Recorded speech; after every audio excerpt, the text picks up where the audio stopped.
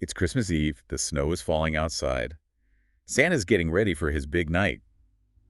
But who's helping him with all those toys and reindeer? Well, of course, those cheerful little elves. But have you ever wondered, like, where the idea of Santa's helpers came from?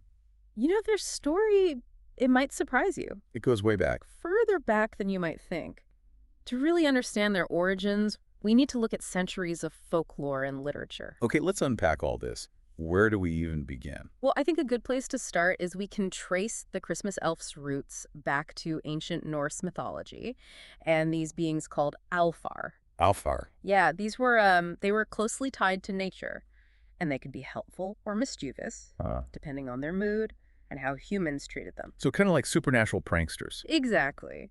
And as the idea of elves spread throughout Europe, their image continued to evolve. In medieval times, they were often seen as more nefarious figures, even linked to darker forces. Wow, that's a far cry from the jolly toy makers we know today. So how did they transform into Santa's cheerful assistants? Well, it was a gradual process. It was influenced by different cultures. Take Germany, for example, Yeah. where you had kobolds, household spirits known for both pranks and helpfulness. Right. Or in Scotland, there were brownies who would do chores in exchange for small gifts. Oh, interesting. All these figures, alongside the Norse Alfar, helped shape the evolving idea of the elf. So the elf we know today is like a blend of all these different kinds of European folklore. Precisely. And that blending continued as these figures found their way into literature. The Christmas elf's literary debut actually happened in the 1850s thanks to a famous author, Louisa May Alcott. Wait, Louisa May Alcott, the Little Women author. I had no idea. Yes. She wrote a book called Christmas Elves in 1856, though it wasn't published during her lifetime. It's a fascinating early glimpse into how the elf was starting to be associated with Christmas. So was Alcott's book the one that really cemented the connection to Santa and his workshop? It was a significant early appearance, but another key player was Godey's Lady's Book, a very popular women's magazine in the 19th century. Godey's Lady's Book. Wasn't that the magazine that also helped popularize the modern Christmas tree? You're absolutely right. They had a big influence on Christmas traditions, and in their 1873 Christmas issue, Oh, wow. they featured a cover with Santa surrounded by elves hard at work making toys. This image, along with Alcott's earlier work, really helped solidify the image of elves as Santa's helpers. So Godey's Lady's Book was like the influencer of its day, shaping how people pictured Christmas. Yeah. But we've talked a lot about the elves themselves. What about Santa? Where does he fit into all of this? That's where it gets even more interesting. Santa has his own complex history, drawing on traditions from across Europe. But here's a fun fact. Even Santa himself has been described as an elf. Really? I've never heard that before. It's true. In the famous poem A Visit from St. Nicholas, you might know it as "'Twas the Night Before Christmas." Right, right. Santa is described as a right jolly old elf. I've heard that poem so many times, but I never noticed that. So does that mean Santa is actually an elf? Well, it's not quite that simple. Remember, Santa's image has evolved over time too, incorporating elements from different cultures. For example, in Scandinavian traditions, there's a figure called the tomten, a kind of elf or dwarf who was originally responsible for gift giving. Ah, so Santa's elf description could be because of those Scandinavian traditions blending in. Exactly. Over time, the gift-giving role shifted from another Scandinavian figure, the Yule goat, to a figure combining St. Nicholas and the elfish tomten. So Santa, being called an elf, might be a nod to that cultural exchange. Wow, this is all so fascinating. It's amazing how much history is packed into this one little figure. Right. But what about those modern-day elves we see in movies? Did those pointy hats and colorful outfits come from these older stories? Or did Hollywood add its own spin? Oh, that's a great question. When it comes to modern Christmas elf imagery, there's one film that had a huge impact. The 1964 stop-motion classic, Rudolph the Red-Nosed Reindeer. Oh, our Rudolph. Yeah, total classic. I must have watched it 100 times growing up. Did they actually come up with those elf outfits? They certainly played a big part in making those iconic, the elves in Rudolph. They sported those really colorful red, green, blue, and pink outfits, complete with those distinctive cone-shaped hats. Before that, elves were often depicted in kind of more muted, earthy tones. Rudolph brought a vibrancy to them. That really stuck with people. It's funny how those outfits have become so synonymous with Christmas elves now. Never really see them wearing anything else. Yeah, it really shows the power of that visual. Yeah. Rankin Bass, they also established those really familiar elf characteristics, short and plump. Though they did introduce a taller, thinner elf with glasses to add some variety, it's those little details that help make the elves feel relatable, even though they're these magical beings. Yeah, and then there were those old General Electric commercials that used the Rudolph elves. Those were everywhere for a while. Exactly. That shows how those designs resonated with people. They became pop culture icons. And since then, countless other films and shows have been inspired by those early depictions, adding their own unique twists. I mean, we've seen everything from live-action elves played by children to, these amazing CGI creations, and then, of course, those classic stop-motion characters. It's kind of incredible how many different ways they've been brought to life. And it's not just about the visuals.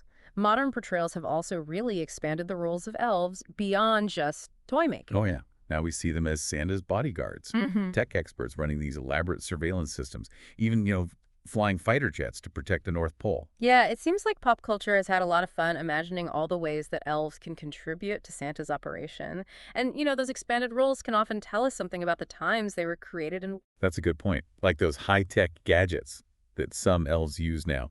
Maybe that's a reflection of how much technology is a part of Christmas for kids today. But no matter how their jobs change, those core elf characteristics, the dedication, the craftsmanship, that really cheerful spirit, always seem to shine through. Absolutely. There's something really timeless about those qualities, and that's why those characters still resonate with people of all ages.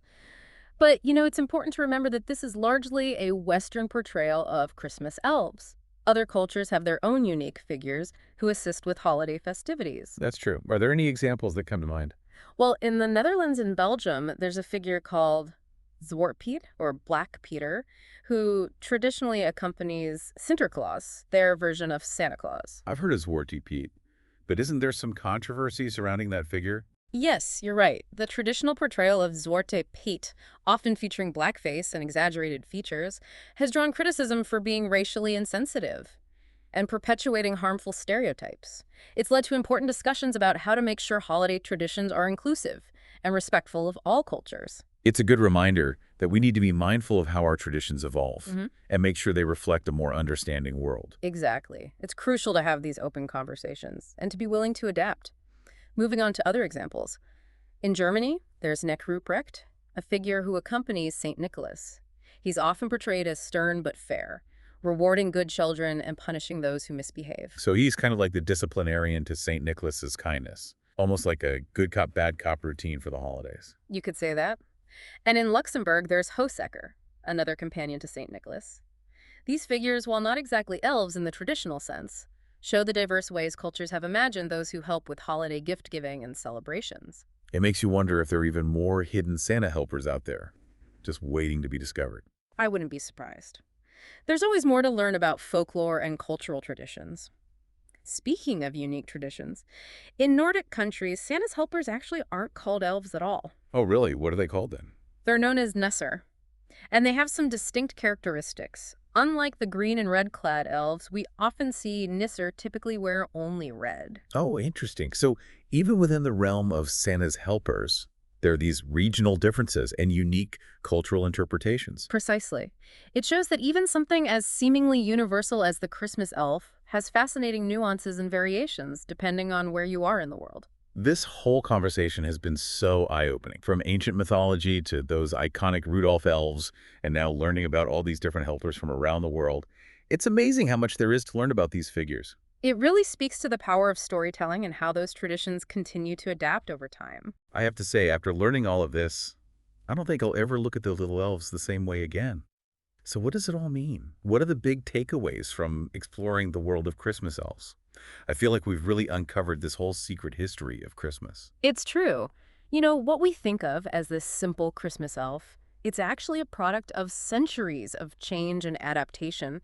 We've seen them go from those ambiguous Alfar in Norse mythology to these kind of mischievous sprites in medieval times, and finally to the cheerful toy makers that we know today. Yeah, and learning about those cultural variations, like the Nesser in Nordic countries, really drives home the point that even something as familiar as the Christmas elf can have these completely different interpretations depending on where you are. Absolutely. It shows how folklore and traditions travel, and they change over time. They take on new meanings and incorporate elements from all these different cultures. It's a constant evolution. And of course, we can't forget about the huge impact of pop culture. Yeah. I mean, those Rudolph the Red-Nosed Reindeer elves are practically the blueprint for how most people picture them today. Yeah, it's remarkable how those designs have become so ingrained in our imaginations. Those bright colors, those pointy hats, they're instantly recognizable. Yeah. And, as we've seen, movies and TV shows have also expanded our ideas about what elves actually do. It's not just about making toys anymore. Exactly. Now they're tech experts, security guards, even pilots. It's almost like they're mirroring how our own world has become more complex and technology-driven. You're right. There's often a connection between how elves are portrayed and what's happening in society at the time. But no matter how their jobs or appearances change, those core elf characteristics, their dedication, their skill, their positive attitude, always seem to remain. Yeah, and that's probably why we find them so appealing. They represent something that we admire, Yeah. hard work, creativity, and always looking at the bright side. I think you've hit on something important there. The enduring appeal of the Christmas elf. It tells us something about ourselves. We're drawn to their sense of purpose, their community, their ability to find joy in their work. Perhaps it's a reminder that we can all strive for those qualities, especially during the holiday season. It's not just about the pointy hats and the toys. It's about what those elves represent.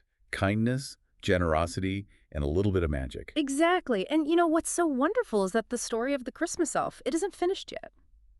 They're always evolving, reflecting these new ideas and cultural influences. It makes you wonder, what will they look like 100 years from now? Now that's a question to ponder. Will they be traveling to different planets, using futuristic technology to create toys? Mm. Or maybe even working alongside artificial intelligence? The possibilities are truly endless, and that's part of the beauty of folklore and tradition. They spark our imaginations and invite us to dream up new possibilities. So this holiday season, when you see those elf decorations or watch those classic Christmas movies, I hope you'll think about all the layers of history and cultural influence that have shaped these beloved figures. It's a reminder that even the most familiar things can have these fascinating hidden depths. And perhaps you'll even feel inspired to imagine your own version of the Christmas elf, one that reflects your own unique perspective and hopes for the future. What a great thought. After all, these traditions are meant to be shared and reimagined with each new generation. Thanks for joining me on this journey of discovery. It's been an eye-opening exploration of the world of Christmas elves. It was my pleasure. Happy holidays. Happy holidays to you too. And to all our listeners out there, we'd love to hear your thoughts. What are some of your favorite elf memories or traditions? What do you think those elves will be up to in the future? Share your ideas with us and let's keep this conversation going.